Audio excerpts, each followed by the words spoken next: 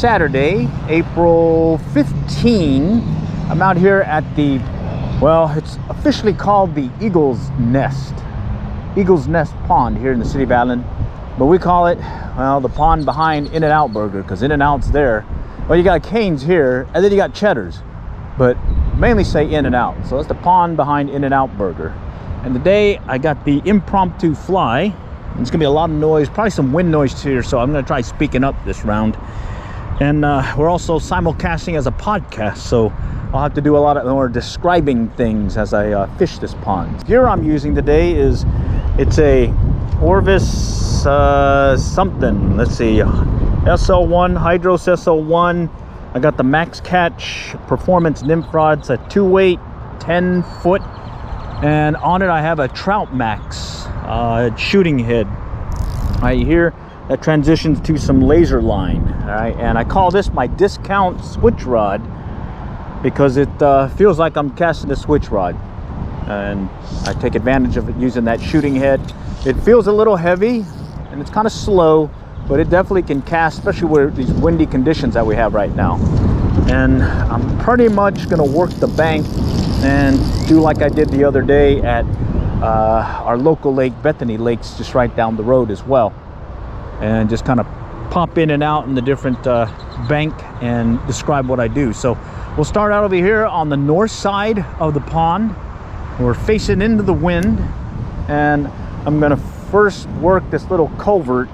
There's actually a little drainage deal here. It's kind of deep, then it kind of humps up because there's some I guess like a sunken embankment, and in there hopefully we may be able to scare a fish. This is the Impromptu Fly right there, size 8 hook, 2 plumes, some chenille, lead wire wraps, and I'm gonna switch it out with, what should I switch it out with? Let me go tie this on here real quick. This is the Olive Near Deere. It's sort of like a olive woolly bugger. It just has a jig head for the hook instead of a jig head hook instead of a traditional streamer fly hook, and it gives it that extra weight to get it down quick enough, and you can fish it with or without an indicator. I'm going to use an indicator mainly because I'm trying to target what I think are some bluegill that may be in the area. So let's go ahead and start out with about 3 feet of line, and I'll put the indicator on and let's go fish it here shortly. So indicator I'm using is a cork strike indicator. It's the one that's made out of cork and has a rubber gasket that secures the line and the indicator pretty nicely. I don't usually see it slip when I use it, and there you go. All right, about 3 feet under.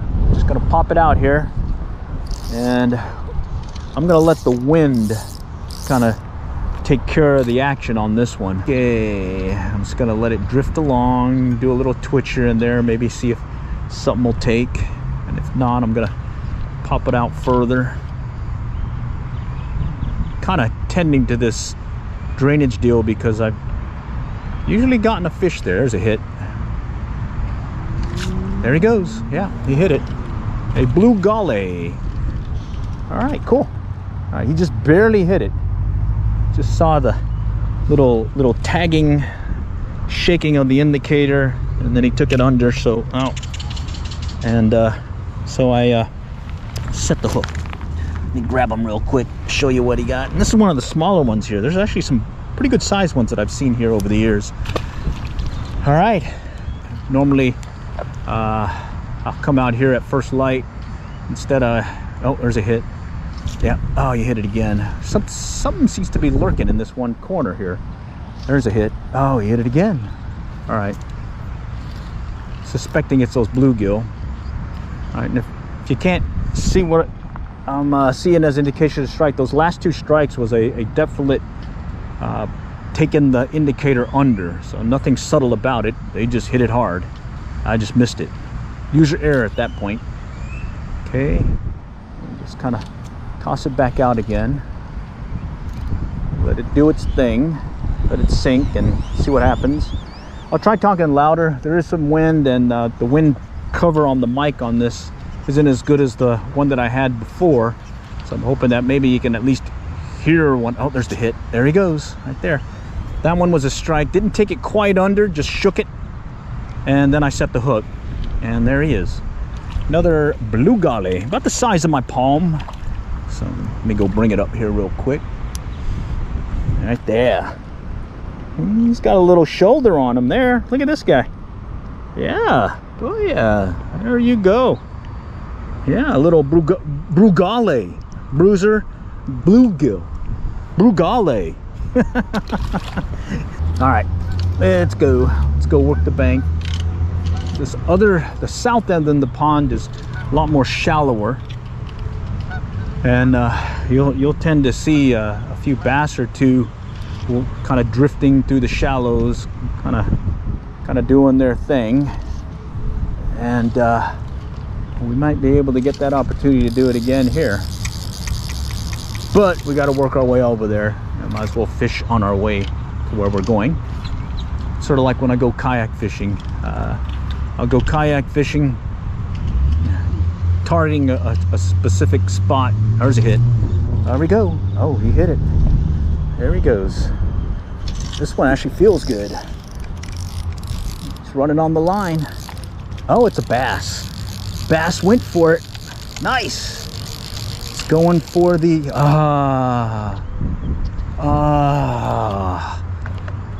yeah, that's the tough thing about these little flies, size 10 on a bigger bass. You don't get them right away up near the hard part of the lip area. You tend to lose them. So, oh well, I got a good video of him jumping, so I might be able to capture that in the re-edit. But well, like I was saying, you can use these little flies, and you'll be surprised. You'll get a nice one to hit every once in a while. And that one hit. That one was about maybe 10 feet off the bank, just over here, into my rod. Add another 5 feet maybe, so right about here. I dropped it here. Little subtle strike, saw it just go barely under, set the hook, and then he just took off. And then I got to play with him for just a few seconds. So anyways, I was talking about kayak fishing and how I will be aiming for a particular location to go fish. And while I'm paddling that way, I'll troll a lure behind me. Sometimes a slab and jig rig, other times be a Rapala, rattle trap and whatnot. And what I'm doing here is basically I'm trolling the area by just kind of using this running gun technique, just popping the fly up along the bank here. And again, I'm not casting very far. If you're first starting out at fly fishing and you could cast the length of your rod, you could be fishing here right now, no problem.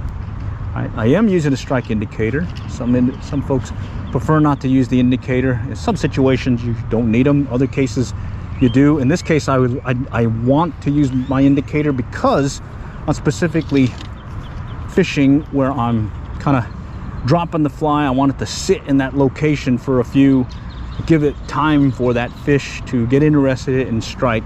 If we're fishing without it, it's going to be hard to keep it in that particular area. It'll be out of the money zone that I'm fishing, and I could miss that opportunity on in this case a bass. So far 2 bluegill, nice size bluegill. I'm calling them brugale, and I had a nice bass that jumped out of the water and threw the hook on me. So cross my fingers later on I can get the edit on this and show you that there's a hit.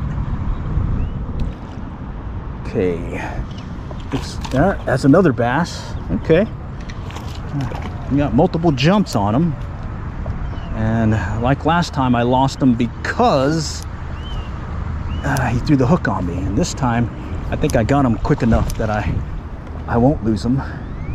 But hey, let's not talk too soon. All right, okay, what I'm gonna do now is I'm gonna bank him because I don't have a net and got him in some junk, and I just need him to kind of calm down while I walk up on him. Here we go.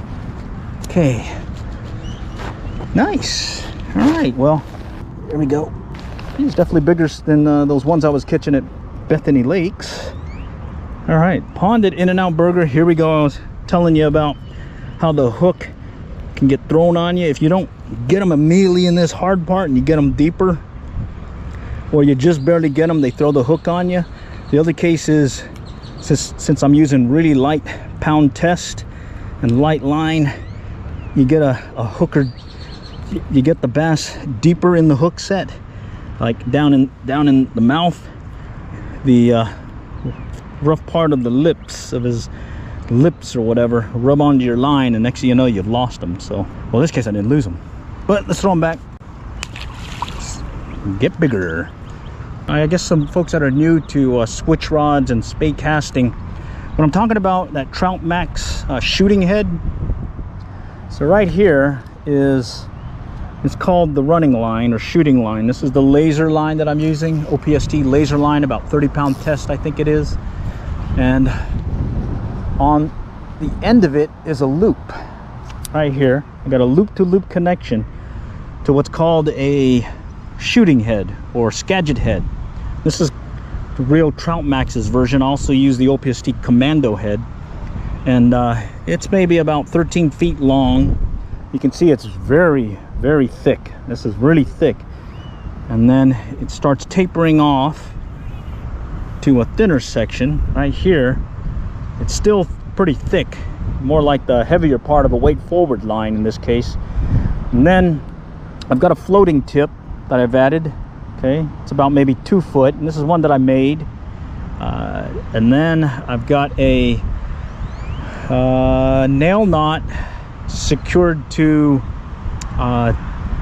this floating tip, and then I got a perfection loop here, and this is about 30-pound test right here, and that gives me a loop-to-loop connection to what I would be changing out. So my actual leader actually starts here, where I've got that loop-to-loop connection coming off the 30-pound test onto the butt end of my fly leader. All right, and so when I switch out leaders, I'll just take this out, and this all still stays remains the same.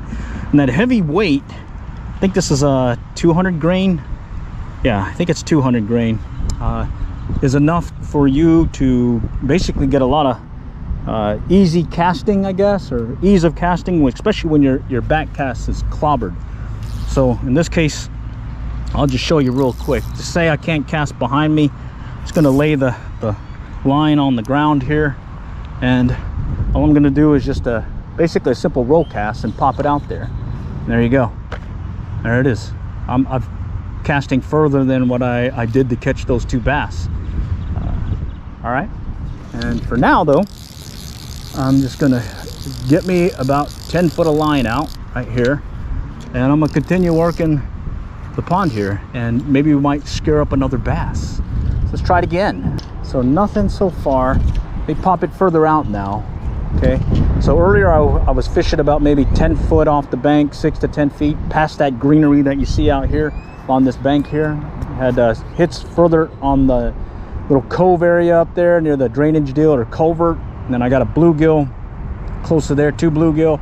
Had a bass en route to this spot, and then another one en route to this spot, and then after that it's been a little dry spell at this point. And now I'm kind of fishing a little bit further out, maybe 5 feet or so this way. Then I'm going to go a little 5 feet over this way, and then this way, and kind of exploring to see maybe that they may be staging a little bit further out, just in case, and not really keeping it too long in one spot, and just giving it enough time for it to sink, maybe get the interest of something, and then I'll recast and move further, sort of like what is that, 10 o'clock, 11 o'clock, 12 o'clock, now 1 o'clock, like so.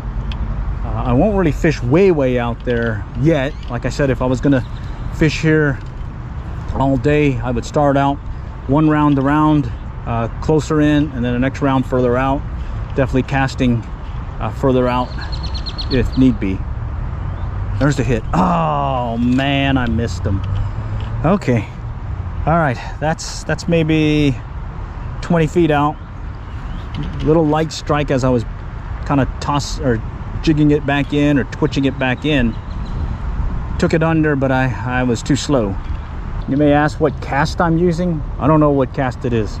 It's one that I find works really well, especially when I'm using a switch rod, or other times when I'm one-handed spay casting, where what I'm doing is I'm pulling back on the line to load the rod, then I go forward and then back again, and that's enough to get the fly or the line moving to where I want it, where I don't have to do a full backhand or back cast. So let me show you real quick. It's just that right there, and that one shot out past the line I had. So let me show you again.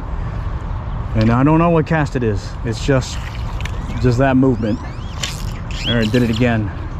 I'm getting to the end of the line that I have out, so let me take out more line and try it again as a quick demo, since things kind of slowed down. All right, so I take it to the transition of the shooting head to the running line or shooting line, take it back, go forward, and then I release, and it goes way out there.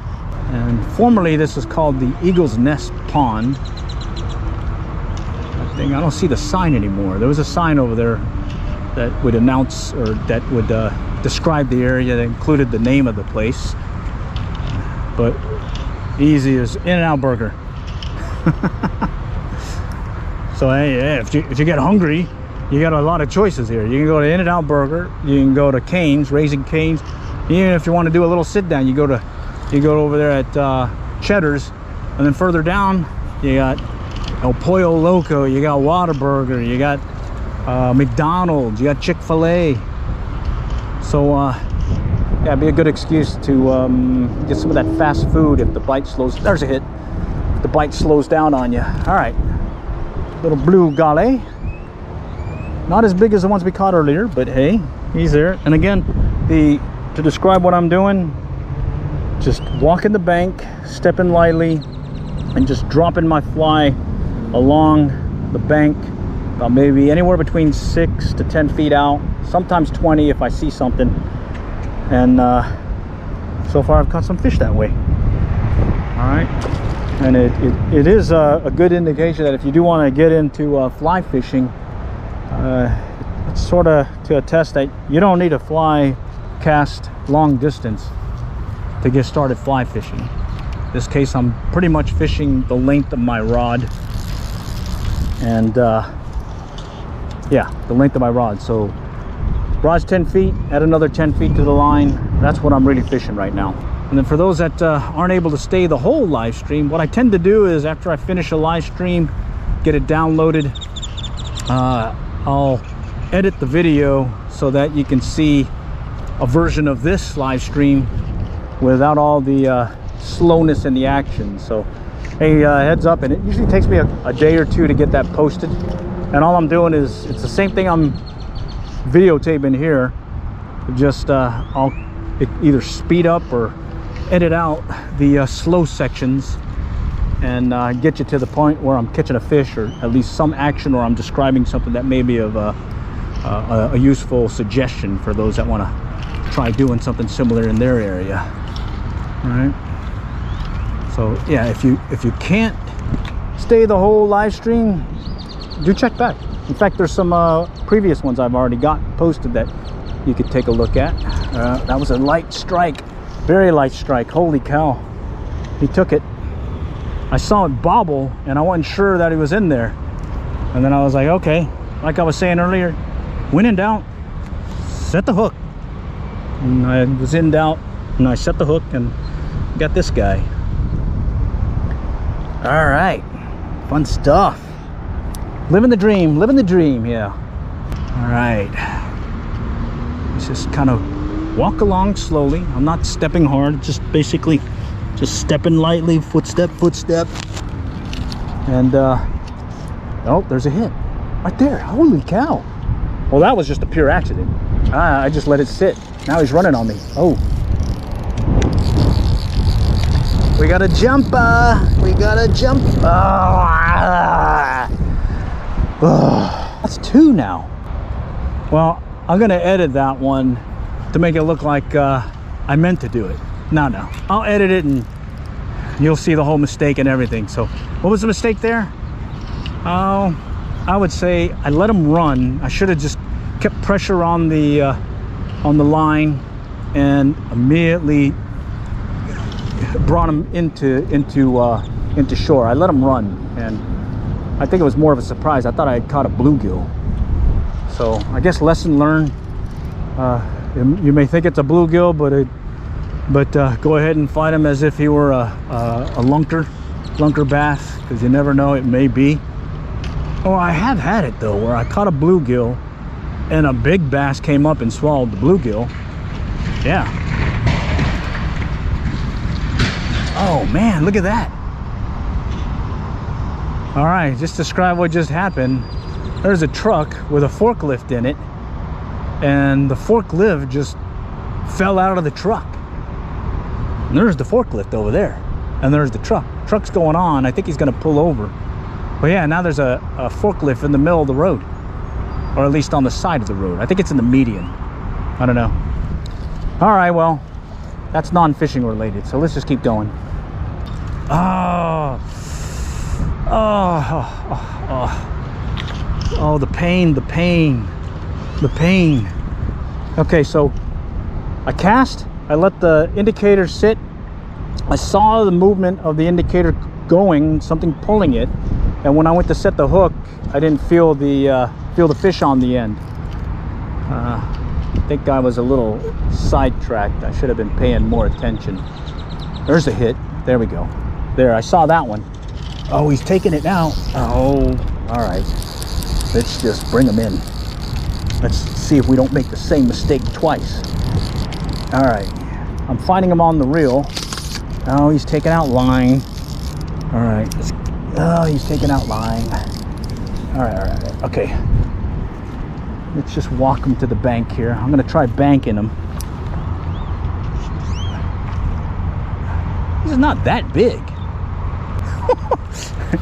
All right, I banked him, but he wasn't as big as what I thought.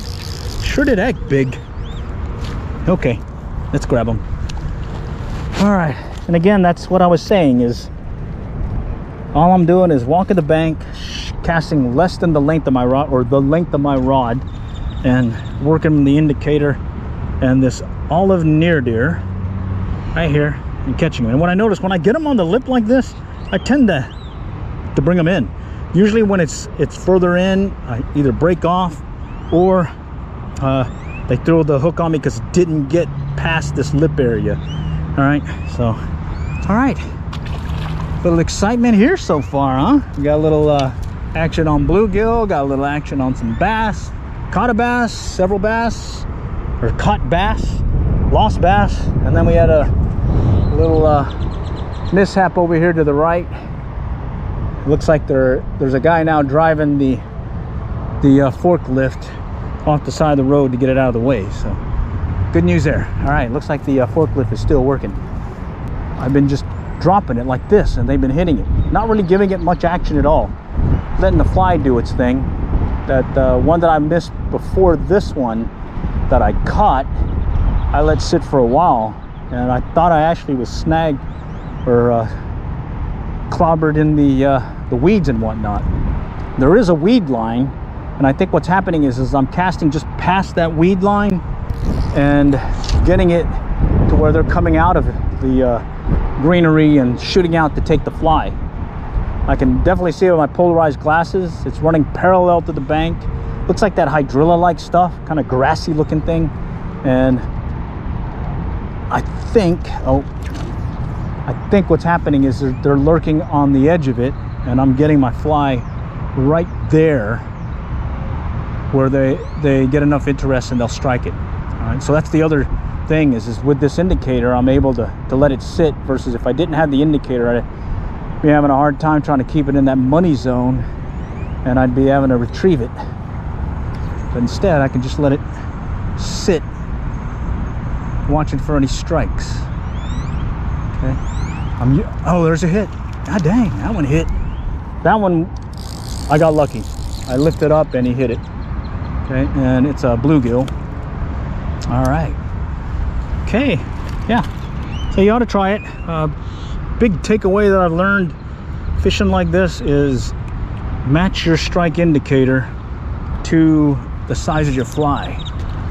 You don't need a huge indicator. You want to go with one that still hold your fly at the depth you want without taking the indicator under, and you'll be able to see some light strikes, subtle strikes that would barely move a larger indicator. Plus, that big indicator may spook what's lurking below, because right now I'm just fishing 3 feet under. So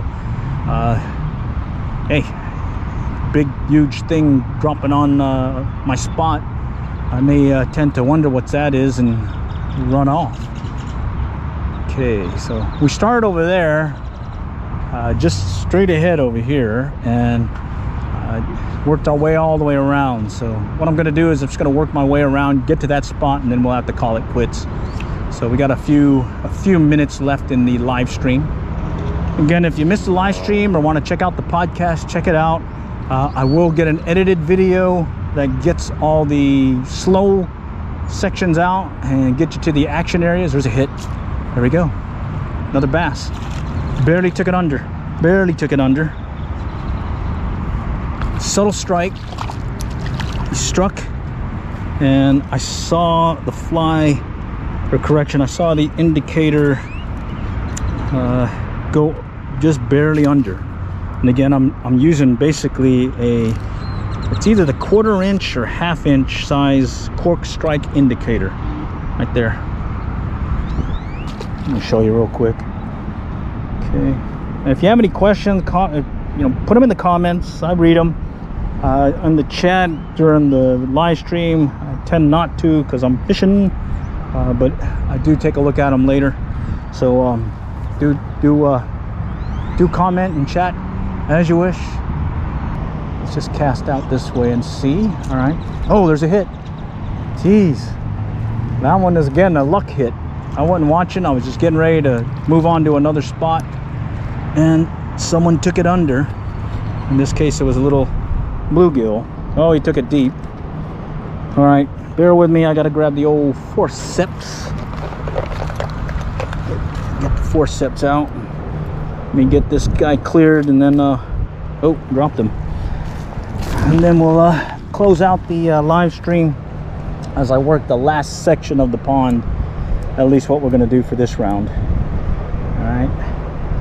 The other thing is again, if I was gonna fish this all day, I would do the next pass, basically going back where I came, working the pond again. But this time, maybe cast further out, as well as maybe take the indicator off and just see if maybe they wanna, or they're starting to move more, just to see. Yeah, I think I'm gonna lose him.